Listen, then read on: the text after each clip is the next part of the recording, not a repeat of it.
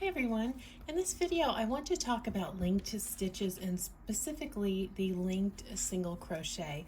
I use this stitch, I would say fairly regularly because of the kind of garments and other things that I make, and I like the link stitch because it's a low stretch stitch, and I use that in my low to no stretch crochet straps for bags. I have 4 different styles, and I will link the post below about all 4 of those, but there's other reasons to use this stitch. So I want you to look at the difference. This is just a regular single crochet. I'm sure you're used to doing these. Good basic stitch. Now look at them compared to each other. It's the same amount of stitches, but look at the size difference. Now, why would we want a denser stitch like this? For one, I would say in the instance of my striped farmhouse crochet kitchen towel, look at the beautiful texture. And this isn't going to be overly floppy. I used a larger hook to make sure that it's got some flexibility. Don't want a stiff towel. And I have another idea for you. Just stay with me because this tip might help some people out there.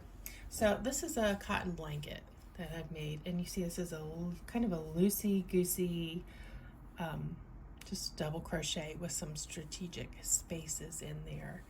And there's quite a bit of weight to this. Now just imagine, weighted blankets are very popular. People like them for therapeutic reasons. They feel so wonderful. And if you make it with an even denser stitch like this, imagine the weight you could get without the heat in summer months, or someone that gets hot very quickly. Women at that certain age start feeling warm at night, and to have the weight of something of a super soft, breathable cotton blanket, wouldn't that be wonderful? Now you're not going to get that 10, 15, 20 pound weight from a cotton blanket. However, you can probably get it up to something like 5 pounds if you make it big enough, even to where it can fold over on itself. This would really give some nice a secure feeling. So just an idea for you. All right, so let me show you how to do this stitch. It almost looks like a thermal stitch, which is a dense stitch also, but it's worked differently. So I'm going to get some yarn here. And it's quite simple. So it's called a link stitch because it links to the stitch before it. And that's what provides the support and prevents the kind of droopy look. This would be nice for garments and bags that can lose their shape.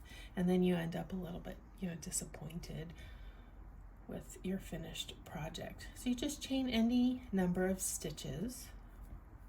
I don't know if I mentioned, in my kitchen towel is alternating single crochet and a linked stitch for this kind of texture. It just makes a subtle bit of difference. Okay, back to making my chain. Just chain any amount. Just do a few here. Maybe 15 or 20.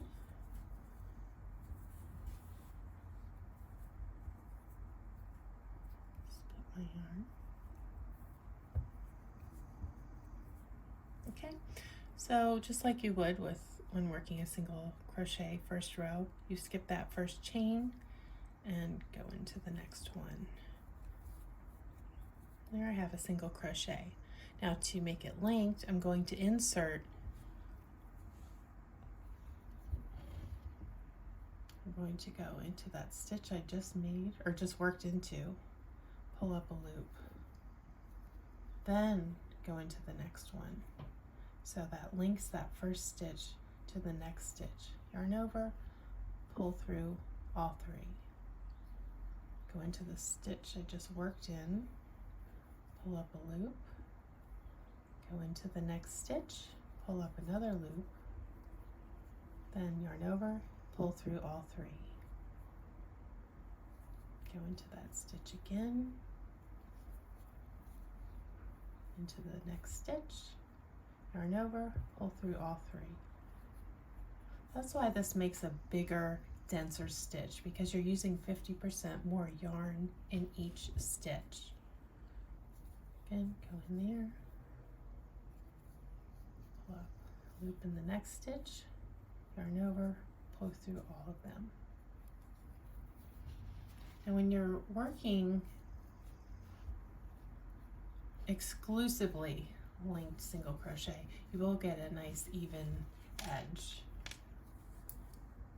But with my alternating stitches that I used for the kitchen towel, you'll see in the tutorial, this is a free pattern, I'll link it, and also the video tutorial for it, that it's going to slant slightly because one of the rows is more dense than the other.